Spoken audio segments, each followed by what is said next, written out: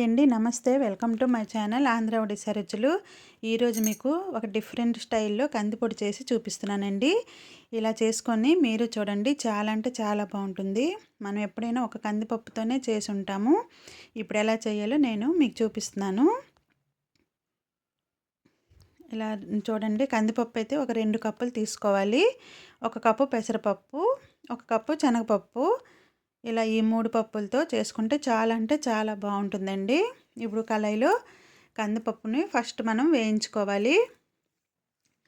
మీరు ఈ పప్పుల్ని సిమ్లోనే పెట్టి వేయించుకోవాలండి, లేకపోతే పప్పులు మాడిపోతే అస్సలు ఈ పొడి అనేది టేస్ట్గా రాదు. కందిపప్పు వేయించుకోవడానికి కాస్త సమయం అయితే పడుతుంది. మీరు సిమ్లో పెట్టుకొని పప్పును వేయించుకుంటే లోన్ వరకు మనకు పప్పు బాగా వేగుతుందన్నమాట. హైలో మీరు వేయించుకుంటే పప్పు బయటికి మాడిపోతుంది, లోపల అస్సలు వేగదు, పచ్చిగా ఉంటుంది. అప్పుడు మనకి పొడి అనేది టేస్ట్గా ఉండదు. మీరు ఇలా సిమ్లో పెట్టుకొని పప్పులన్నింటినీ వేయించుకుంటేనే కందిపొడి అనేది చాలా టేస్ట్గా ఉంటుందండి. చూసారు కదా, సిమ్లో పెట్టించుకొని ఇలా అయితే వేయించుకొని తీసుకోవాలి. ఇప్పుడు పెసరపప్పును వేయించుకుందాం. పెసరపప్పు కూడా సిమ్లోనే వేయించుకోండి. పెసరపప్పు వేగడానికి మనకి ఎక్కువైతే సమయం పట్టదు, వేరంగా వేగిపోతుందండి. చూసారు కదా, ఇలా వేయించుకుంటే సరిపోతుంది. ఇప్పుడు ఈ పప్పును కూడా అందులోనే వేసేసుకోండి. ఇప్పుడు శనగపప్పు వేయించుకుందాం. శనగపప్పు వేయించడానికి కాస్త సమయం అయితే పడుతుంది. మాత్రం మీరు సిమ్లోనే వేయించుకోవాలండి పప్పులన్నింటినీ. ఇప్పుడు శనగపప్పు కూడా చూసారు కదా, ఈ కలర్ వస్తే చాలు. ఇలా పప్పులన్నింటినీ సపరేట్గా వేయించుకోండి.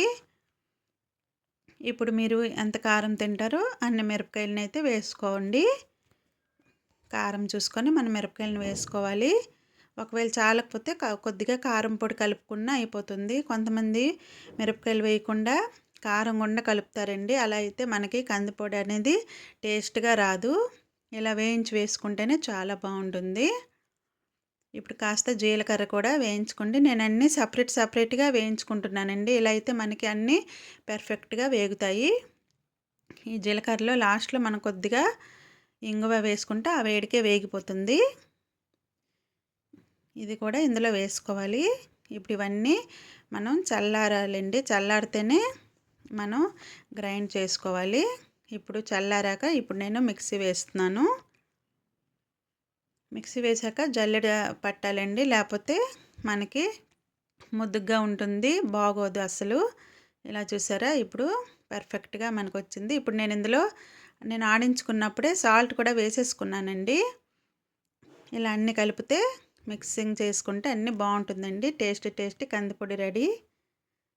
Thank you for watching.